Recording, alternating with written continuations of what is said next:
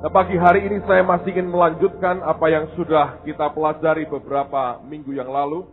Mari kita teruskan pada Yehezkiel pasal yang pertama.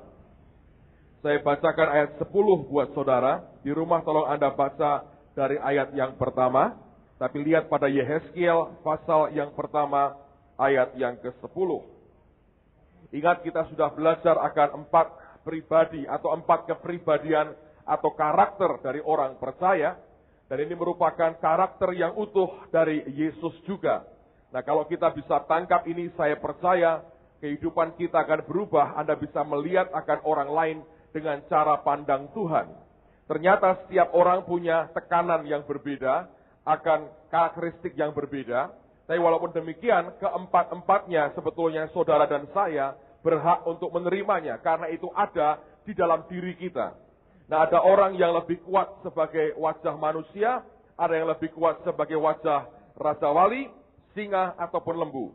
Tapi sebetulnya keempat-empatnya potentially, secara potensi ada dalam diri kita. Nah, lihat Yehezkiel pasal yang pertama, ayat yang ke-10. Alkitab berkata, muka mereka kelihatan begini. Keempatnya mempunyai muka manusia di depan, muka singa di sebelah kanan, muka lembu di sebelah kiri, dan muka raja wali di belakang. Siapa yang masih ingat bahwa kita ini manusia? Angkat tangan tinggi-tinggi. Puji Tuhan, saya juga masih ingat bahwa saya juga manusia. Kadang-kadang saya merasa nyaman ketika saya ingat bahwa saya ini manusia. Karena banyak orang Kristen, menurut saya juga kesalahan, karena pendeta juga ngajarnya mungkin gak balance, berpikir bahwa kita ini bukan lagi manusia. Kita ini makhluk yang sangat berbeda dengan yang lain. Kalau jalan juga ngambang, ternyata waktu kebanjiran kita mengungsi juga. Nah, kalau Anda sadar bahwa Anda manusia, ngungsi pun dengan tidak merasa bersalah. Karena beberapa orang merasa bersalah, kenapa aku tidak bisa berjalan di atas air? Nah, itu pertanyaannya. Nah, ada saat-saatnya di mana Allah menyatakan dirinya dalam kehidupan kita, rohnya menguasai kita, muncul sisi keilahian dalam kehidupan kita. Muncul sisi raja walinya. Disitulah mujizat yang luar biasa terjadi. Kita sudah bicara hal itu. Anda kalau tidak mengikuti dari awal, Anda bisa dapatkan kasetnya. Saya mau teruskan dengan wajah singa. Ini wajah yang luar biasa. Nah, dengar baik-baik. Ini karakter singa. Itu ada pada setiap kita. Nah, ada orang-orang yang memang lebih kuat di singanya. Asal jangan SBB. Singa, betina, beranak. Itu menakutkan, saudara. Tapi karakter singa itu ada dalam kehidupan kita. Kita punya banner bagus. Yesus kita itu Lion of Judah. Singa dari Yehuda. Amen, saudara. Nah, apa yang hebat dari singa ini? Ada orang-orang, saya katakan tadi, yang memang kuat dalam karakter atau kepribadian sebagai seekor singa. Orang akan tahu bahwa dia singa dari caranya bicara, dari cara berpikirnya, dari tindakannya. Orang tahu ini orang lain daripada orang yang kebanyakan. Tapi sekalipun Anda mungkin wajahmu manusia atau raja wali atau lembu, dalam diri kita itu ada sisi singa yang memang bisa sewaktu-waktu muncul dalam kehidupan kita. Saya pernah mengajar tentang karunia iman misalnya. Itu bagian dari sisi singa kehidupan kita. Waktu itu muncul dalam kehidupan kita, tidak ada yang menakutkan kita, saudara. Bukan karena kita pemberani, tapi oleh karena kita tahu kekuatan dan keberanian Tuhan diberikan dalam kehidupan kita sebagai orang percaya. Nah, apa yang didapat ketika sisi singa itu, bagian singa itu muncul dalam kehidupan kita? Mari kita lihat dalam Ulangan pasal yang ke-33. Ulangan pasal yang ke-33, ada nubuatan yang indah sekali. Saya baca buat saudara, Ulangan pasal yang ke-33, ayat 20 dan ayat yang ke-21. Ulangan pasal yang ke-33, ayat 20 dan ayat yang ke-21. Nah, kita berkata tentang Gad, ia berkata, terpujilah dia yang memberi kelapangan kepada Gad, seperti singa betina, ia diam dan menerkam lengan bahkan batu kepala. Ayat 21 Anda perhatikan. Ia memilih bagian yang terutama. Sebab di sanalah tersimpan bagian panglima. Ia datang kepada para kepala bangsa itu. Dilakukannya kebenaran Tuhan serta penghukuman-penghukumannya bersama-sama dengan orang Israel. Nah, ayat 21 pada kalimat yang pertama, Alkitab mengatakan, He chose the best land for himself. Dia memilih akan tanah yang terbaik bagi dirinya. And the leader's portion was kept for him.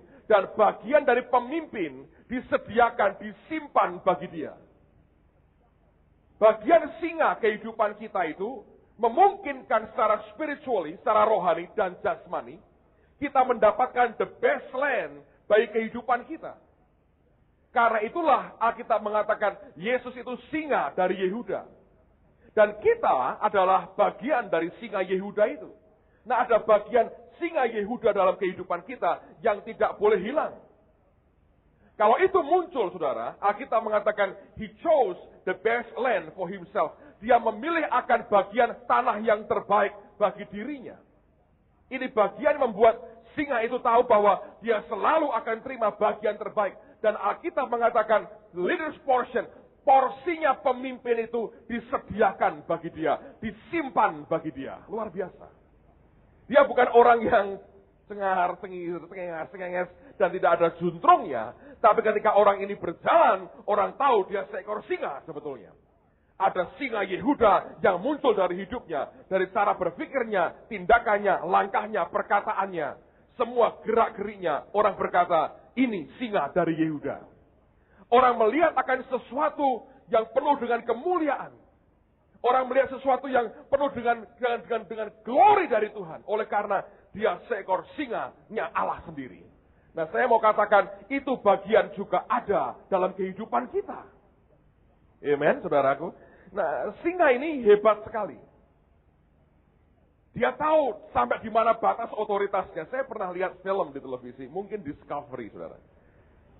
Cerita tentang kehidupan singa. Nah, singa-singa itu, singa jantan terutama, itu punya teritorial. Kalau manusia punya teritorial, kalau ayam, teritorialnya apa? Kandangnya. Kalau kambing, rumput hijaunya. Atau apa? Kalau kita, pagar kawat berduri. Berdasarkan keputusan pengadilan negeri tahu sekian, tanah ini milik saya. Terus syarat, dilarang berjualan di tempat ini. Dilarang membuang sampah di tempat ini.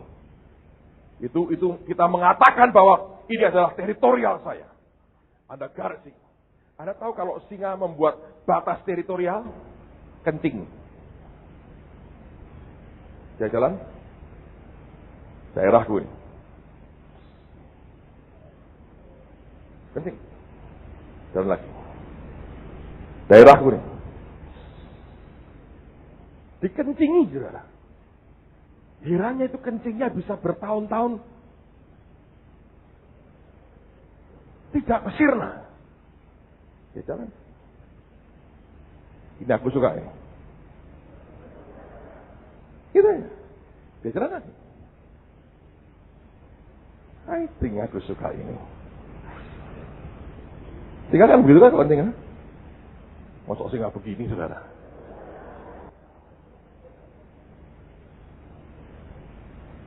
Cukup dengan air kencingnya, singa lain tahu.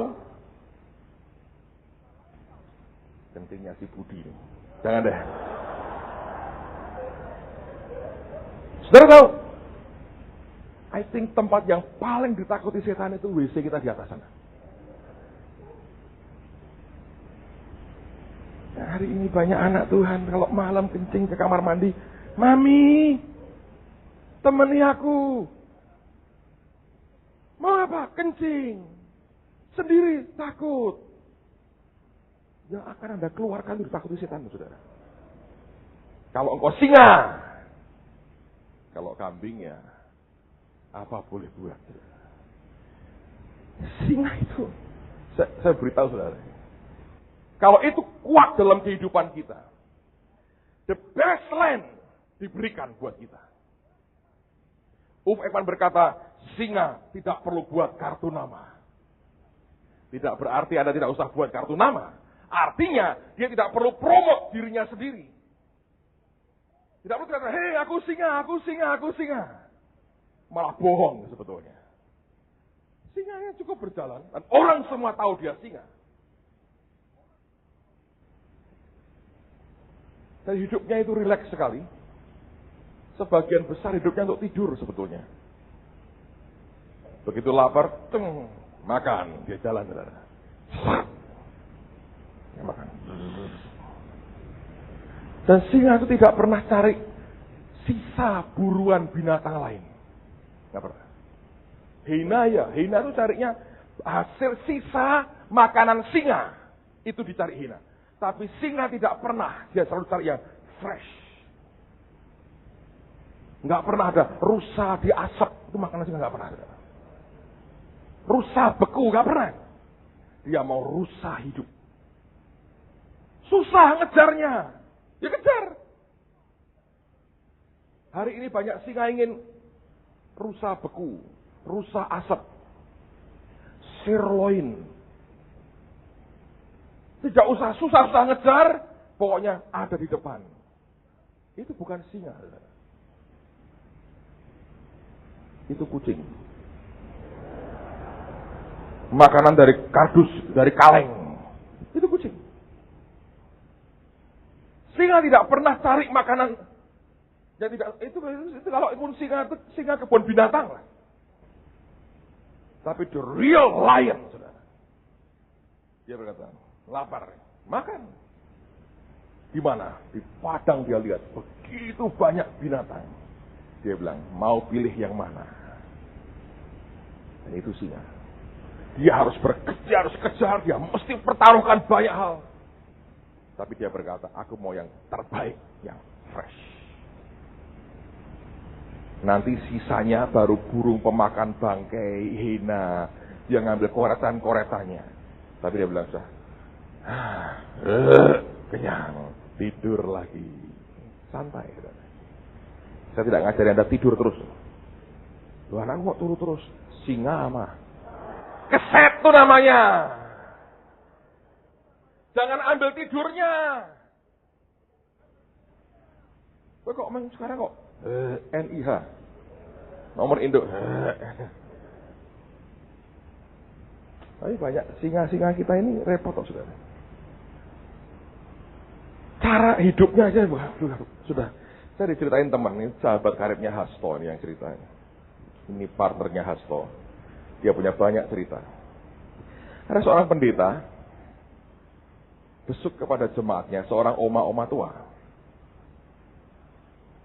Dan disuguhin kacang mete.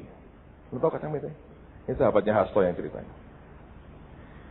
Dan saya cukup bangga karena murid SOA dia. Dia disaingannya Pak Adi.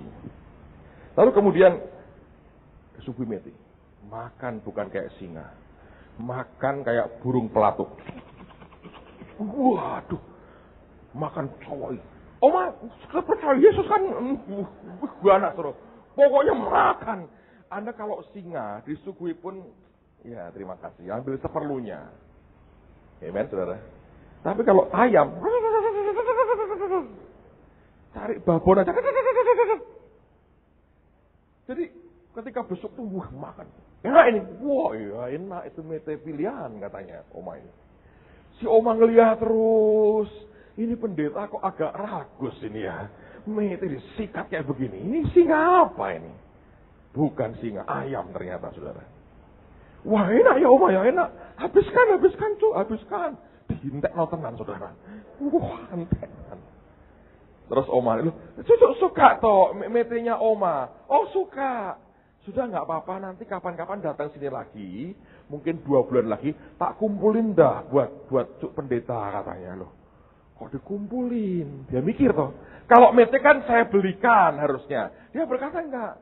Kamu datang 2 bulan lagi, saya kumpulin nanti. Mete buat Pak Pendeta ada. Supaya senang, senang, enak. Terus dia penasaran. Loh, Oma kok dikumpulkan itu gimana maksudnya? Gini loh, saya ini sering kali sama anak cucu saya dikasih Silver Queen. Nah, saya hanya nyedotin coklatnya tok karena nggak cerdas. Metenya tak kumpulin katanya. Nanti 2 bulan lagi banyak kok, banyak katanya. Istri saya dengar gitu, jijik kamu cerita. Ya, tapi ayam butuh itu, saudara. Silver Queen, saudara. Singa tidak butuh itu. Amen. Anda mau jadi singa atau ayam, ketahuan aja. Dari cara makanmu, cara bicara saudara, cara hidupmu. Tapi singa itu punya glory, punya kemuliaan Tuhan di atasnya. Sehingga Alkitab berkata, He chose the best land for himself. Bukan Metis Silver Queen, sisanya Oma itu. Gimana coba makan di sepi coklatnya terus.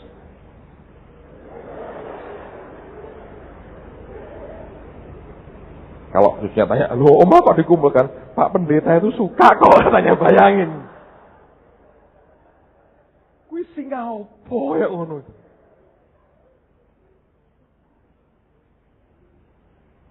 Amen, saudara. Tanya Hastola, dia pulaan banyak sekali yang begitu-begitu. Ulangan 33. Lihat ayat berikutnya sekarang. Saya harap kita bukan kumpulan ayam, saudara. Amen. Coba ngomong kanan kirimu, aku bukan ayam. Metis Silver Queen, aku tidak mau cara gitu. Atau ada yang mau suka begitu? Mari kita kumpulkan sama-sama. Ulangan 33 ayat berikutnya. Kalau kita berkata ayat 32 ya, ayat 22 maaf.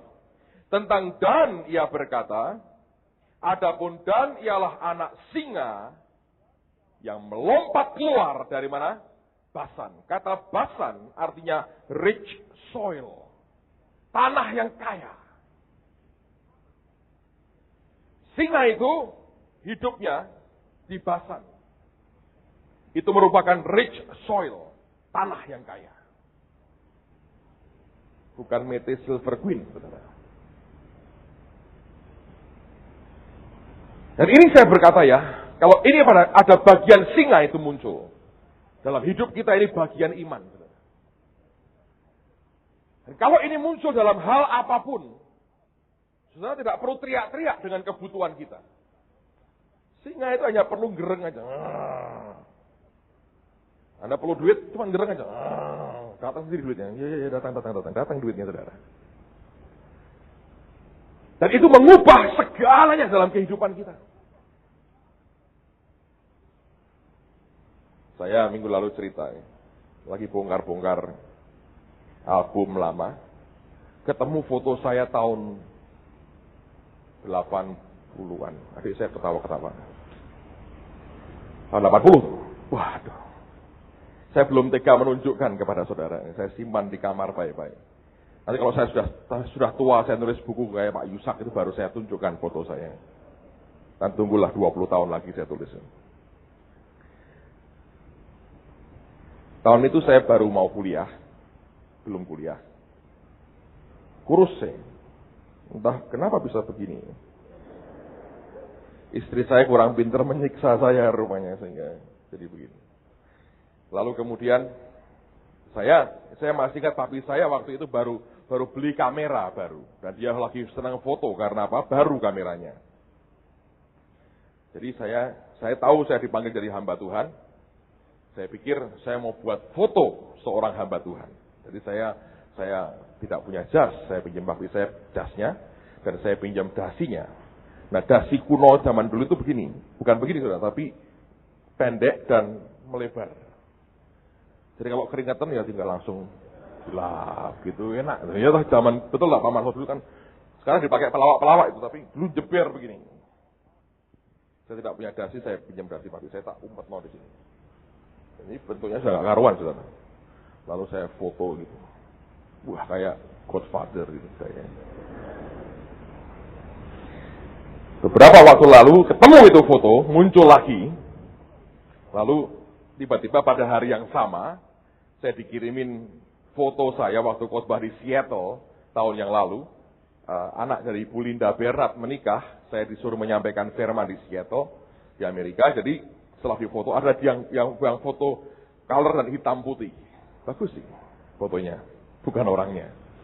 Lalu kemudian saya Saya pasang di dua tempat yang berbeda, tapi di belakang itu ada magnetnya sebetulnya. Itu untuk ditempel di kulkas atau apa. Rencananya begitu. Tadinya tujuannya membuat itu pasti begitu ya. Jadi saya taruh situ, saya jajan begini. Saya berkata gini, kok bisa ya? Ketika saya lihat foto saya yang lama, saya bilang, tidak disalahin lah. Dulu banyak tante-tante tidak mau ambil dari menantu, ini orang kayak begini. Saya bilang, iyalah kalau mereka pada nolak dulu ya bisa maklum lah. Kayak begini kok dijadikan menantu. Di seluruh dunia cuma ada satu orang tua yang paling pinter. Itu mertua saya hari ini, saudara. Itu tajam soalnya. Lihat prospek ke depan itu tajam. Yang lain lewat. Mertua saya itu orang tua paling hebat. Perempuan paling hebat itu istri saya. Bisa lihat prospek. So, kalau Anda lihat foto saya tidak tega melihatnya, saudara. Serius. Itu mertua paling hebat seluruh dunia itu mertua saya. Kemampuannya membaca, melihat prospek itu hebat sekali. Mungkin dibisi Roh Kudus. Tomponan jodi tak dandanane. Nah, anak saya yang kecil, lihat gitu. Anak ini ngelelek betul. Dia ambil tuh foto, dibawa keluar. Tunjukkan ke semua pembantu yang kerja di rumah saya. Mbak, lihat papaku, Mbak. Bayangin. Semua saya ambil, kok hilang fotonya? Diterno sama dia, saudara. Lihat toh, Mbak. Papaku lihat toh. Katanya. Terus ditaruh apa? Ditempel di kulkas sama dia. Saya cari gak ketemu. Saya bilang, Sasa, mana fotonya? Dia ketawa, saya paksa, mana fotonya? Tuh, di kulkas katanya. Kenapa? Ya biar semua orang tahu toh. Papa itu katanya. Lu singa kalau masih cilik emang elek. Kayak kucing. Gitu. Yang penting kata akhirnya. Nah. Jadi kalau ada banyak laki-laki ditolak tante-tante jadi menantu, wajar. Lihat nanti 20 tahun lagi. Loh, ya toh? Kalau Tuhan belum datang loh. Siapa tahu ada perbaikan. Tapi kalau Anda kucing, 20 tahun lagi tambah kurus, saudara.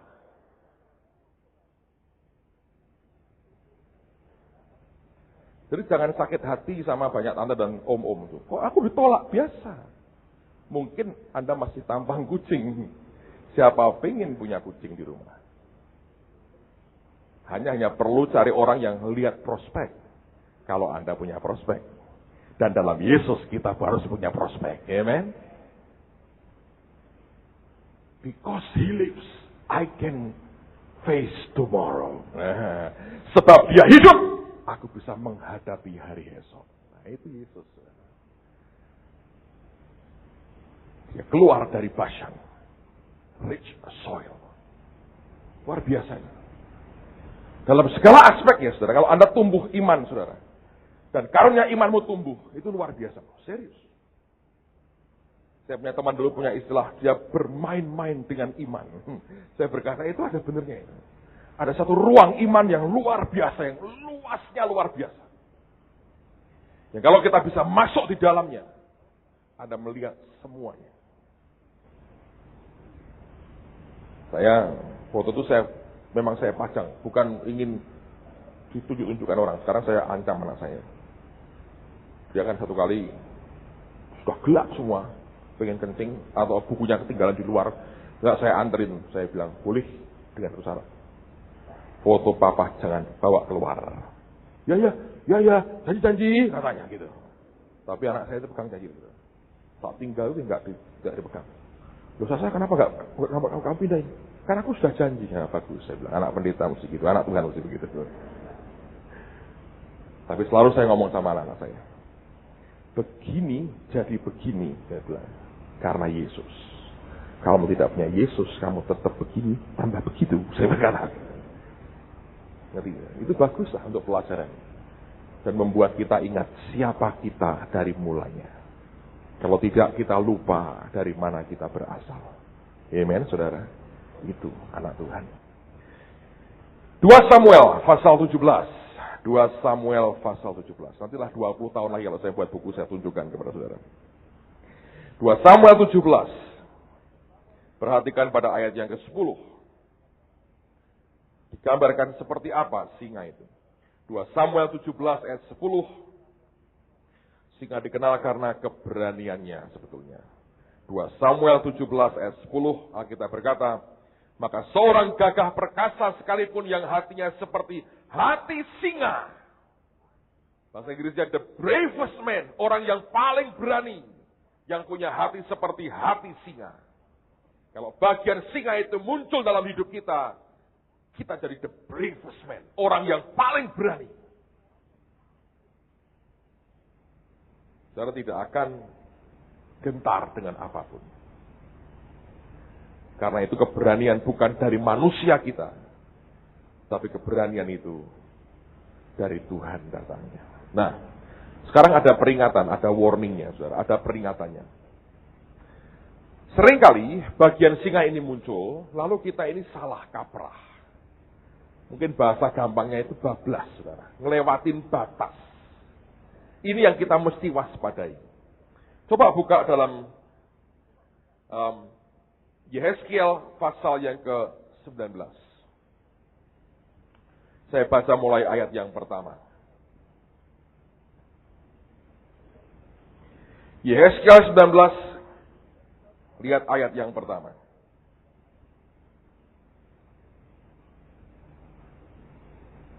Alkitab berkata, hai ucapkanlah suatu ratapan mengenai Raja Israel dan katakanlah begini. Betapa ibumu menjadi seekor singa betina di antara singa-singa. Ia berbaring di antara singa-singa muda dan menyusui anak-anaknya. Ia membesarkan seekor dari anak-anaknya sehingga menjadi singa muda. Ia belajar menerkam, malah manusia ditelannya. Itu kesalahannya. Teruskan. Bangsa-bangsa menyerukan, singa mengamuk. Akhirnya ia terjebak dalam pelubang mereka. Mereka mengelikir dia dan menggiringnya ke Mesir.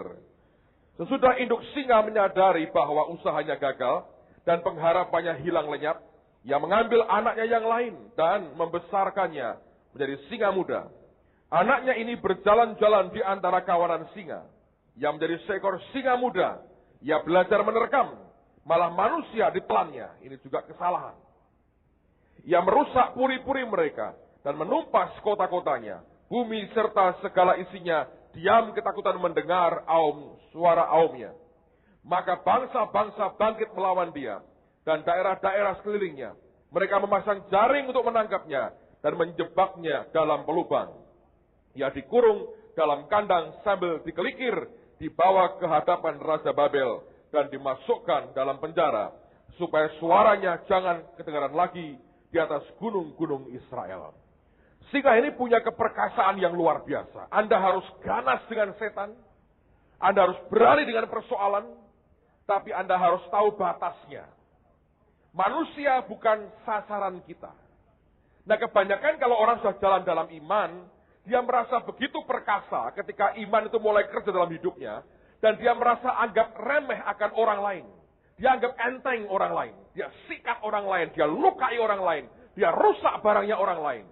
Dia melanggar begitu banyak areal yang dimiliki oleh orang lain. Kalau terjadi seperti itu namanya kesombongan, saudara. Dan disitulah awal kejatuhan. Kalau kita dipakai Tuhan dan diberkati Allah luar biasa, bukan karena kita hebat, tapi semata-mata karena kasih karunia-Nya. Nah, jangan memandang rendah orang lain yang engkau pandang kelihatannya lebih rendah dari saudara. Belum tentu di hadapan Tuhan. Nah, kita anggap rendah orang lain, Anda tidak urus mereka, Anda sikat haknya, Anda terobos akan batasnya. Tuhan berkata, cukup dengan kesombonganmu. Pasti Anda akan jatuh.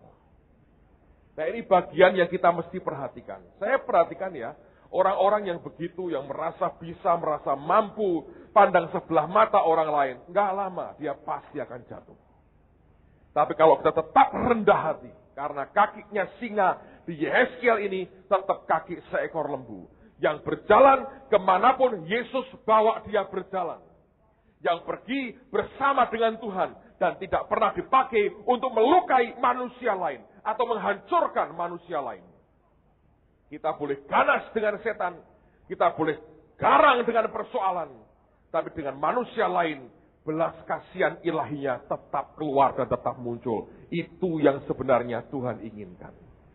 Saya berdoa, saudara sekalian, muncul bagian singa dari hidup kita. Dan itu tidak bisa Anda paksa-paksakan. Engkau harus tumbuh dalam imanmu. Benarnya Tuhan inginkan. Saya berdoa, saudara sekalian, muncul bagian singa dari hidup kita. Dan itu tidak bisa Anda paksa-paksakan. Engkau harus tumbuh dalam imanmu. Latihan iman yang Allah berikan, ikuti. Itu menempa kehidupan saudara. Makin kau ditempa makin kuat, engkau makin perkasa dalammu. Makin perkasa dalammu, makin kuat imanmu, makin hebat apa yang Allah bisa kerjakan dalam kehidupan kita. Jangan dipaksakan. Kami ini punya concern besar dengan para pelajar, dengan para orang-orang muda, karena hari depan mereka masih panjang sekali. Biarkan kesalahan yang dibuat generasi sebelumnya tidak perlu mereka ulang lagi. Jadi saya kalau ngomong dengan mereka, saya ngomong kadang-kadang tajam, saya ngomong keras. Tapi saya berkata, saya bangkitkan iman mereka supaya mereka mengerti mereka bisa berhasil dahsyat pada masa usia muda mereka. Nah, setan selalu berkata gini, oh nanti kamu berhasil usia 50, 60 lah. Baru saatnya kau berhasil. Saya berkata itu bohong, saudara. Dunia saja, dengerin ya, tanpa Yesus saja, orang itu bisa milioner sejak masa muda. Dengan bakat, dengan potensi natural yang dia miliki sebagai manusia saja. Itu kemampuannya bisa hebat. Saudara yang suka nonton bola, yang gila bola itu. Liga Italia, Liga Inggris. Saya kok sukanya PSSI, saudara. Pokoknya kalau saya bukan penggemar bola lah. Saya tidak tahu nama-nama terlalu banyak. 1-2. Pele masih ingat saya zaman saya masih muda. Sekarang terlalu banyak saya tidak tahu. Saya harus tanya Hastor sebagai wartawan bola. Saya yang lain saya tidak tahu. Dia cerita banyak soal bola. Anda tahu main bola yang Anda nonton sampai minum kopi, makan berontong jagung, makan apapun, nunggu sampai jam 2, jam 3 nonton bola. Yang Anda tonton siapa? Yang Anda tonton sebetulnya 22 milioner nendang bola. Itu mereka pakai celana pendek bukan karena kebanjiran, saudara. Mereka pakai t-shirt bukan karena nggak bisa beli jas.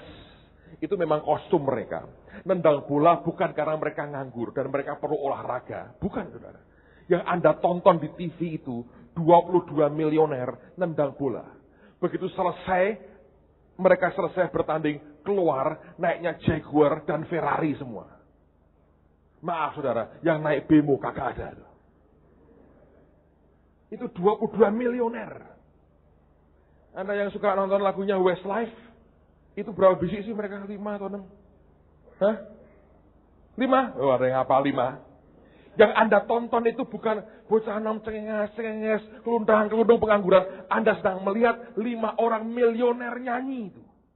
Right? Punya jet pribadi. Itu 5 milioner nyanyi. Anda beli kasetnya, Anda nyumbang, tambah kaya, milioner sebetulnya. Nyanyi. Usia mereka berapa? 20 something. 30, usia 30 nanti nganggur tuh mereka. Ditumpuk kekayaannya, nganggur. Ngapain ini? Sekongko-kongko saja. Menikmati hidup. Umur 20-an, saudara. Kita ditipu setan, nggak apa-apa kamu kerja, nanti umur 50, umur 60, selak boyoknya pegel semua, saudara, tidak bisa menikmati apa-apa. Kalau ditambah dengan Tuhan Yesus, saya yakin itu luar biasa.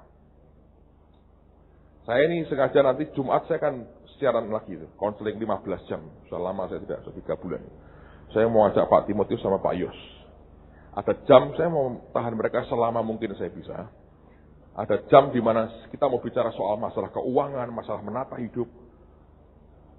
Saya bilang, kalau kita punya pandangan beda pun tidak apa-apa lah. Debat di radio oke lah, saya berkata. Tapi mereka tidak akan debat lah, baik-baik. Kita akan rundingan baik-baik lah, saudara. Begitu panas, kita nyanyikan lagu dan kita minum sama-sama, dingin kita ngomong lagi. Tujuannya begini, saudara. Enggak, soalnya kita sering discuss banyak hal, saudara. Di belakang kita discuss banyak hal. Yang saudara, saya nggak punya waktu untuk cerita semua. Tapi itu bagian prinsip-prinsip hidup yang simple sebetulnya. Obsesi saya ya sebagai gembala. Saya ingin lihat Anda jadi orang-orang berhasil. Diberkati Tuhan. Dan memberkati banyak orang. Amen. Itu singa, rich soil bagian. Ada seorang penulis buku yang bagus sekali. Dan dia berkata, ini buku sekuler. Dia ngomong begini. Kekayaan itu apa sih? Kekayaan itu begini. Bukan berapa banyak duitmu itu bukan kekayaan. Tapi begini misalnya, vektor ya. Kekayaannya vektor itu berapa? Sederhana. Kalau hari ini vektor itu berhenti kerja, nganggur, dengan yang dia punya, dia tidak boleh menurunkan standar hidupnya. Pakaiannya harus begitu, sepatunya harus tetap rapi, semuanya harus begini. Standarnya vektor hari ini, duit yang dia punya, kekayaan dia punya, harus dipakai untuk menghidupi dia. Dia nganggur ya. Nganggur. Hidup terus, habisnya berapa puluh tahun. 30 tahun habis, berarti kekayaannya dia 30 tahun. Kalau seminggu habis, kekayaannya dia berapa? Seminggu. Jadi saudara, kekayaanmu berapa lama? Wah ya, besok habis Pak. Ya, sehari. Anda berkata, 7 turunan tidak habis Pak. Saya gini terus. 7 turunan kekayaan. Kata dia. Ya. Tapi yang penting dia ngomong begini orang. Dia cerita soal ayah yang kaya. Itu saya lihat ayah yang kaya itu kayak Pak Yusak Cipto. Nganggur. Saya baru ketemu beliau hari Jumat yang lalu di Bandung. Nganggur ya? Nganggur, betul nganggur. Dia ngomong gitu. Nganggur itu lebih enak. Loh, kok bisa Om? Lah aku duitnya lah kayak. Daripada nginjil dulu kesel. Iki nganggur enak-enakan. Pagi bangun, sembahyang, baca Alkitab. Ngeter ke tante lu mau gereja, ngobrol. Ono telepon ditampani, bengi nonton TV bareng sinetron segala macam. Jalan-jalan lu mau shopping, nganggur duit tambah akeh. Terakhir dia ke Semarang, beberapa orang datang ke dia. Pak Yusak, saya nggak didoakan. Pak Yusak, saya punya kebutuhan ini. Berapa sih kebutuhanmu? Sekian ratus ribu. Tolong didoakan bagaimana jalan keluarnya. Ustaz, kamu ke tempat saya nginep dah. Bawa mobil ya? Ya. Bawa mobilnya. Mau kemana Om? ATM. Loh, saya nggak didoakan. Nunggu ATM pokoknya. Keluar duitnya. Butuh berapa? Sekian. Nih, jawaban Tuhan. Loh, saya tak didoakan. Lah ya, saya tak doakan. Jawabannya, Yusak, kayak ada duit ya. Makanya. Nah, itu ayah kaya.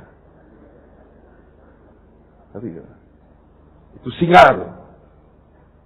Naik kucing, mehong. Singa dari Yehuda. Bukan kucing dari kampung Betelan. Alright. Hati-hati tapi saudara. Anda jangan terekam manusia. Yang terakhir adalah lembu. Oke? Nah, lembu ini binatang pekerja. Dan lembu ini adalah binatang korban. Sebelum saya baca, coba kita cari dulu ya. 2 Samuel pasal 6. 2 Samuel pasal yang ke-6.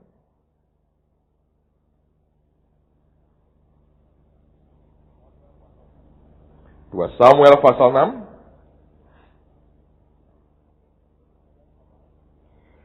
6. Lihat pada ayat 11. Nah, sebelum saya bacakan buat saudara, saya mau cerita sedikit. Saya terus terang ditanya oleh anaknya Pak Yusak ya, Bu Iin Cipto. Beliau ini kan punya ministry besar di Jakarta sebetulnya. Yang melayani 3.000 pemulung, saudara. Dan tiap hari itu makin tambah jumlahnya. 3.000. Dia butuh uang itu sebulan itu minimal 100 juta. Untuk itu. Nyekolahkan, ngasih makan, segala macam. Hebat sekali ministrinya. Cuman yang aneh begini, saudara. Ini grup ini banyak mengalami kesusahan. Anak pada sakit, mati, kandungan bermasalah, segala macam. Dan itu terus-menerus. Jumlahnya banyak sekali. Sampai orang berkata, kamu ini dikutuk, kamu ini kena serangan setan, segala macam. Nah, saya bilang, kamu kayak papamu. Ngomong apa? Papa selalu bilang, gak apa-apa, lewati katanya.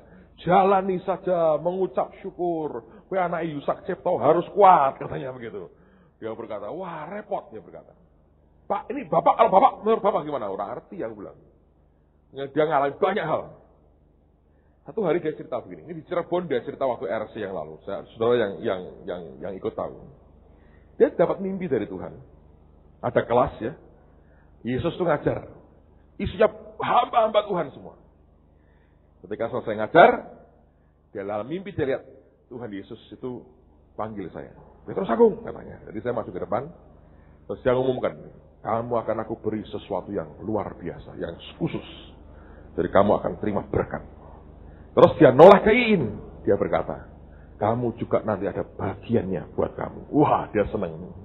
Mimpi bangun, dia berkata, wah aku sama Pak Petrus pasti diberkati. Benar saudara, nggak lama saya dapat BMW. Wah, dia berkata, dia BMW ini. Mimpiku benar toh, Tuhan ngasih dia spesial, kasih BMW. Dia dikasih apa? Anaknya cacat di kandungan. Dia kalau sudah gitu ya, nangis. Nangis, dia bilang. Ini ada pembesaran pada bagian kepala. Akhirnya lahir. Dioperasi berkali-kali, saudara. Dioperasi berkali-kali. Saya lihat sendiri itu anak kepala gede sekali, cacat. Akhirnya saudara berkata, ini mau gimana? Bawa pulang atau gimana? Ya sudah bawa pulang. Bawa pulang, saudara. Digendong sama omanya, sama tante Kiat. Mati. Waduh, kehilangan anak. Dia nangis, dia bilang, Tuhan, engkau bagaimana? Kami duduk di kelas yang sama. Yang satu BMW, yang satu anak cacat terus mati. Mana keadilannya? Saya bertanya, Pak, di mana jawabannya? Ya, tidak tahu, saya bilang. Tanya Yesus, aku juga bingung, katanya. Lalu saya baca firman itu. Ada bagian-bagian orang Kristen yang seperti lembu. Kerjaannya apa? Digoroi terus, saudara. Nah, tidak seluruh orang Kristen seperti lembu. Kayak di Cina, gereja bawah tanah, kayak lembu. Dianiaya terus, dianiaya terus. Ada ministry-ministry yang alami begitu. Bukan karena dosanya, tapi karena kehendaknya. Menderita karena kehendak Allah. Saya berkata, tidak mudah. Saya tanya, kamu berbuah nggak? Luar biasa, Pak. Pertobatan luar biasa. Akhirnya saya sadar. Saya bilang, memang jatahmu. Kamu ini lembu, saya berkata. Jadi harus bagaimana, Pak? Tenang aja. Betul, kamu harus lewati itu. Nanti ada upahnya. Coba baca dulu.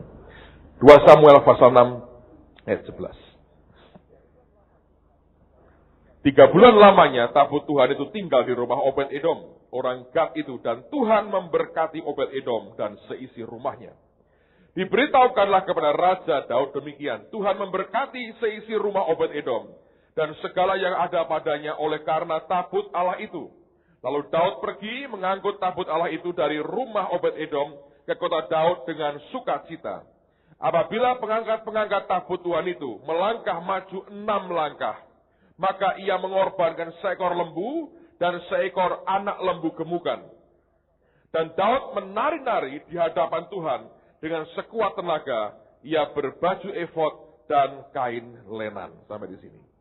Bayangkan ya, untuk membawa tabut Tuhan, simbol kehadiran Allah sendiri. Setiap 6 langkah, 2 ekor disembelih. Diperkirakan ya, lebih dari 3.500 ekor lembu yang dikorbankan sebetulnya. Bayangkan. Untuk membawa tabut itu, ada yang harus dikorbankan. Dan itu lembu. Ada bagian lembu dari hidup kita. Makanya orang Kristen diajar bahwa dalam hidup kita ada bagian menderita karena kehendak Allah. Ada. Anda tidak boleh lupakan itu. Karena itu Alkitab berkata, bagi orang yang memberi, berkorban bagi Tuhan, karena Yesus dan karena Injil, di dunia ini, Alkitab berkata, akan menerima 100 kali ganda, sekalipun disertai dengan berbagai aniaya. Jadi nggak bisa, lepas sendiri itu nggak bisa. Kalau hari ini kau sedang menderita karena kehendaknya, dan kau tahu itu, saya berkata, di dalam Tuhan tetap ada upahnya, saudara. Karena dia adil. Coba lihat. Ulangan 25 ayat yang keempat. Ulangan 25 ayat yang keempat. Kalau engkau sedang harus menderita, menderita aja. Memang begitu harusnya. Anda mau coba keluar dengan berbagai cara, tidak berguna banyak, saudara. Kalau itu bagian yang mesti kita lewati, lewati. Ulangan 25 ayat yang keempat. Ayat ini aneh. Kalau Anda baca sebelum dan sudahnya, itu cuma di tengah itu kayak nyelip. Tapi ini penting buat kita. Ulangan 25 ayat yang keempat. Alkitab berkata, janganlah engkau memberangus mulut lembu yang sedang mengiring. Ada saatnya di mana kita sedang bayar harga, kita berkorban, dan korban itu tidak pernah sia-sia di hadapan Tuhan. Saya mau ceritalah pengalaman hidup saya. Saya pikir saya cerita bagus. Seringkali kalau orang dengar cerita yang enak-enak, orang berkata, wah ya ini ceritanya pokoknya kok hebat terus. Lalu Anda berpikir bahwa tidak ada bagian-bagian lain yang juga harus dilewati sebagai orang percaya. Ini terjadi sudah cukup lama, sekian waktu yang lalu. Satu hari, istri saya itu beli barang, saudara, yang harganya jutaan rupiah. Biasanya kalau dia beli barang yang agak mahal, dia telepon saya, dia tanya, setuju nggak? Perlu tidak? Hari itu aneh, tidak telepon saya, dia iyakan, dia kasih uang mukanya. Setelah itu dia baru bicara dengan saya. Saya kalau dengar gitu, apa yang saya lakukan? Oh puji Tuhan. Tidak. Ngamuk saya, saudara. Marah. Saya bilang tidak begini caranya. Jadi saya marah. Saya bilang ini. Aku nih ya, mulai dengan Tuhan dari zero. Bahkan minus. Semua berkat dari Tuhan. Kalau dia belum bilang iya, aku tidak akan berbuat apa-apa. Nah saya, bener kan? Saya tanya ya. Jadi saya marah. Terus terang saya berkata, reaksi saya over sekali waktu itu. Ditambah responnya jadi meledak. Boom, meledak. Oh saya kira bapak itu di rumah senyum-senyum, tidak pernah ribut. Siapa bilang saudara? Sesekali itu bagus kok. Supaya keluar kenyataan kita ini loh siapa. Ya, kalau tidak kan munafik terus. Tapi jarang sih, kami berdua tuh ribut jarang sekali. Tapi pada itu terjadi, boom, meledak. Nah, tidak berarti ngomong, loh Pak, aku ngajak ribut, yuk kita ribut, yuk. Ngawur. Saya ceritain. Udah, selesai. Nah, saya ini tipenya orang begini. Saya tuh nggak bisa, kalau ribut itu bersih tegang itu lama itu nggak bisa. Nggak suka saya. Ya sudah, selesai. Tapi ada orang-orang yang tahan. Diam, mukanya dipasang gitu. Kayak singa kekenyangan gitu. 3 hari nggak ngomong. Seminggu nggak ngomong. Tidur saling bertolak belakang. Kesenggol langsung. Ada yang gitu tuh. Terutama wanita biasanya. Biasanya loh. Jadi kalau istrimu begitu ya, wis maklumlah ini wajah manusia sedang keluar. Manusia ngambek lagi keluar. Tapi saya bukan tipe orang begitu. Yang nurun ke saya, anak saya yang laki Samuel, itu gak bisa. Dimarahi kayak apa, dia gak bisa tidur. Sebelum dia lihat kami senyum kembali dengan dia. Dia akan berbuat apapun, entah minta maaf, entah apa, entah jawil-jawil, entah senyum-senyum. Pokoknya dia ingin lihat kami senyum, tidur. Kalau enggak, susah tidur. Jadi dia gak tipe orang suka. Dan anaknya bukan tipe pendendam. Dimarahi kayak apa, tidak sakit hati. Tidak. Nah, lalu kemudian, sudah selesai kan perusahaan selesai. Saya ke Jakarta. Bulan lalu, lagi khotbah nih, seminar. Hari kedua, baru bicara. Menjelang akhir khotbah. Ini yang aneh. Saya lagi khotbah, Roh Kudus ngomong ke saya gini. Apa reaksimu terhadap istrimu itu benar? Saya kaget. Reaksi apa Tuhan? Ingat peristiwa barang itu. Ya, saya bilang. Dia bilang, apakah harus begitu reaksi? Saya di hati ini bisa, ini dalam orang bisa dialog saudara. Mulutnya khotbah. Saya juga nggak tahu gimana, pokoknya bisa. Lalu kemudian dia bilang gini, kamu salah. Lah, aku salah apa? Mestinya kamu tanya aku dulu. Tuhan, apa engkau izinkan dia beli itu? Sebelum kamu meledak seperti itu. Saya bilang, iya benar juga sih. Terus dia ngomong gini, kamu pikir, kamu jadi seperti sekarang ini siapa yang bayar harganya? Apa kamu pikir hanya karena kamu yang bayar harganya jadi begini? Dia bilang, tidak. Istrimu juga bayar harganya. Bertahun-tahun dia bayar harganya. Dan aku Tuhan melihat akan apa yang dia bayar. Sehingga kamu seperti sekarang ini. Saya kaget, saudara. Wah, gawat ini, saudara. Untung menjelang akhir khotbah, saudara. Terus dia ngomong gini. Dia bilang, kamu ini ingat awal-awal kamu melayani. Dibuka, saudara. Saya ceritain, saudara. Tentu Tuhan itu menghargai orang yang korban. Orang lain mungkin gak lihat. Suamimu mungkin tidak lihat. Tuhan itu lihat, saudara. Dia ngomong begini. Kamu ingat semua peristiwa? Iya, Tuhan. Tak ceritain, saudara. Dulu kalau saya pelayanan, dulu kan belum jadi pendeta. Nginjil keliling-keliling. Kalau saya ngomong terus terang ya. Kalau saya pergi pribadi, sendiri. Dibanding kalau saya ajak istri saya. Secara materi. Berkat yang saya terima jauh lebih besar. Kalau saya bawa istri saya. Hitungannya kan sebetulnya kan ongkos kami double. Transportnya segala macam. Tapi kenyataannya nanti, materi yang kami terima itu jauh lebih besar. Kalau saya bawa istri saya. Sampai saya bergurau ini. Kamu ini nyonyah nyugi tenanan, saya berkata gitu. Terus berarti kalau Pak Agung pergi, Mbak Bu Tita enggak? Wah, kepingin untuk duit akeh. Hati-hati loh saudara lo ya. Dulu itu, sekarang sudah tidak. Kok tidak Pak? Uang ngejar dia, teko dewi saudara. Dikirimi orang dari mana-mana. Jadi tidak perlu pergi dia sekarang. Ngajari anak saja, uang teko dewi. Nah itu sudah dia bilang. Dan istri saya itu aneh. Kalau pergi dia, ke Jakarta misalnya. Coba ngomong sama saya. Ini nanti siang naik makan bakmi Gajah Mada itu enak. Pang Siti itu enak. Ngomong gitu tok. Siang habis pelayanan, yang antar pulang berkata, Pak, kita makan siang ya Pak. Di bakmi Gajah Mada mau Pak? Dia singgol saya. Mau.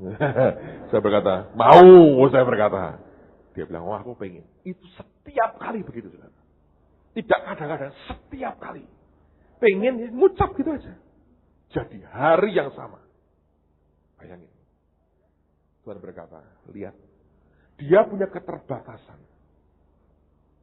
Tapi tetap pengorbanannya aku tidak pernah lupakan. Karena dia lembu yang sedang mengirik. Jangan diberangus mulutnya. Oh, dia cuma senang barang itu. Kamu toh ada duit. Aku toh berkati kamu. Kenapa kau tidak tanya aku dulu? Kamu sudah marah seperti itu. Wah, saudara. Itu saya cerita, tanya istri saya kalau nggak percaya. Selesai seminar, kalau di Jakarta saya mesti langsung lari karena yang ngantri banyak. Pinjam handphonenya Pak Sugi. Saya telepon, cari mojok saya telepon dia. Nangis saya, saudara.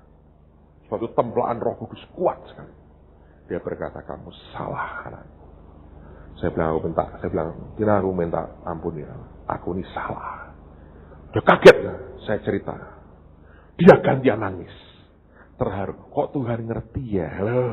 Luar biasa, saudara. Ngerti. Kalau saudara jadi lembu dalam hidupmu. Ya. Saudara mungkin, istri saya itu ya, kalau kadang-kadang anak-anak jengkel. Mama tuh. Dulu kan pengen tambahan tanah di sebelah yang sekarang dibangun itu. Saya bilang, kita ambil ya. Dia selalu, aduh, janganlah ini. Anak-anak, mama suruh, mesti kok gini. Saya bilang, sekarang saya ngerti. Memang keterbatasannya dia. Tetapi, apa yang dia korbankan, Tuhan tidak pernah tutup mata dan tutup telinga. Saudara, kalau hari ini kau sedang korban untuk keluargamu, kau ingin mereka diselamatkan, kau ingin mereka lebih baik, kau sacrifice begitu banyak. Dengar baik-baik, saudara. Lembu yang mengirik tidak akan diberangus mulutnya. Kalaupun suamimu, istrimu, anak-anakmu tidak tahu, Yesus yang mengasihi kita tahu sampai ke detail-detailnya. Bayangin. Saya ditegur di mimbar, lagi seminar. Saudara. Sampai dia bilang, tak omongannya sekarang. Kau nggak nunggu malamnya? Enggak. Dia bilang, sekarang kamu tak omongin. Tapi itu pengalaman memberikan breakthrough baru juga buat hidup istri saya. Amen, saudara. Belajar. Saya cerita, saya buka apa adanya buat saudara. Supaya Anda mengerti. Tetap kita ini punya kesalahan. Tapi saya belajar dari peristiwa itu. Tuhan melihat akan penderitaan kita. 3 ayat terakhir ini kita akan selesai. Dan kita nikmati perjamuan kudus. Mari kita lihat surat Petrus. 1 Petrus pasal yang kedua.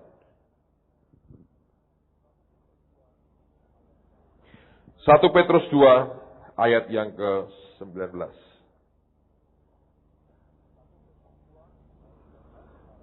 1 Petrus 2 ayat 19 Alkitab mengatakan begini.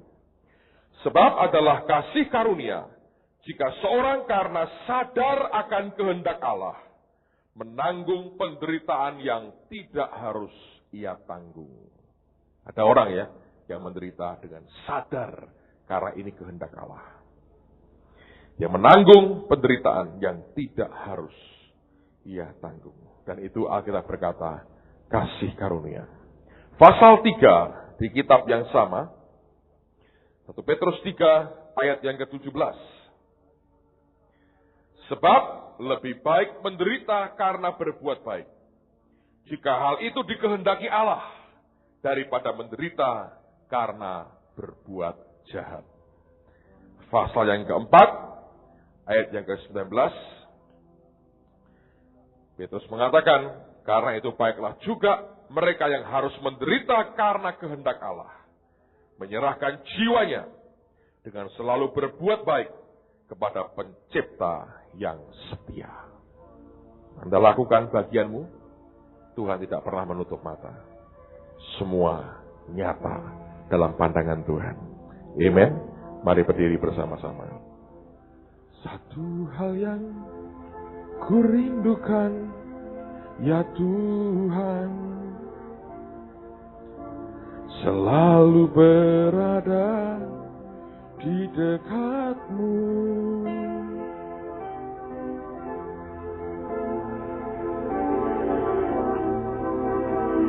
Dengan segenap jiwa ku menanti di hadiratmu. Satu hal yang ku rindukan, ya Tuhan, selalu berada di dekatmu. Dengan segenap hati, dengan segenap jiwa, ku menanti di hadiratmu.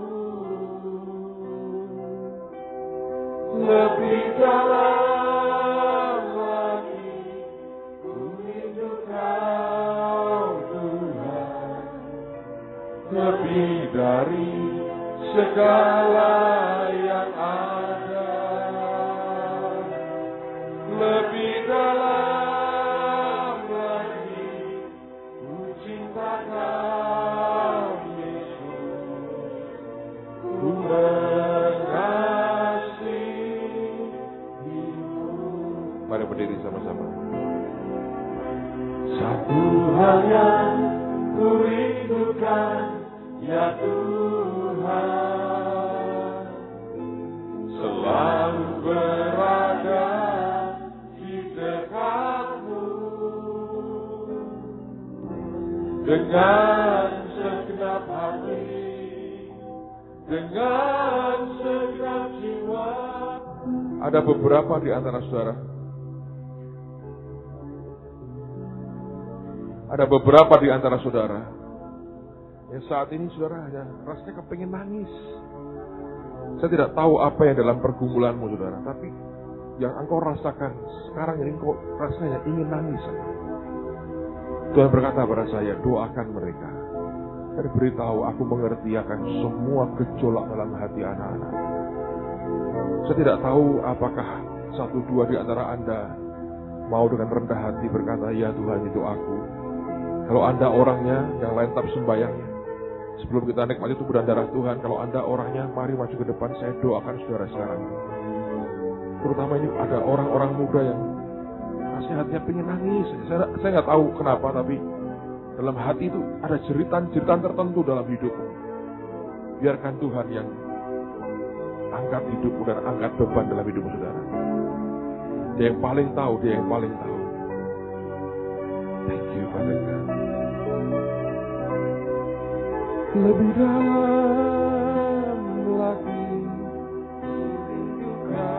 It's alright menangis di hadapan Tuhan, saudara. It's alright. It's alright.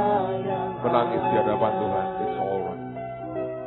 Dia berkata, aku tampung itu air matamu dalam kirbatmu. It's alright. It's alright. It's alright. It's alright. Anda mau nangis, Anda nangis di depan Tuhan. Kiara syata kara pasyata, kau tidak pernah membuang air mata anak-anakmu. Syakarata syata kara pasyata kara pasyata. Syakara syata kara pasyata kara pata kara pasyata kara lapata kara. Syukira hasyete kiri bisyata kara larara mata kara labara. Tuhan, Tuhan, Tuhan, Tuhan, Tuhan, Tuhan, Tuhan, Tuhan, Tuhan, Tuhan. Syikiara syata, bawa hatimu yang hancur itu di hadapan Tuhan. Bawa semua kejengkelan, bawa semua frustrasi, kekhawatiran, kejengkelan itu di hadapan Tuhan yang baik. Syatakara, syatakara, syetikiara, syatakara, parapasya. Sekiriwe syatakara, masyata. Kau mungkin tidak tahu lagi harus berbuat apa. Hanya berkata, Tuhan, kalau boleh nangis, aku mau nangis. Biar kau naikkan di hadapan Tuhan. It's alright. Syakara, syatakara, patakara, syatakara, takara. Kau yang paling tahu hati anak-anakmu, Tuhan.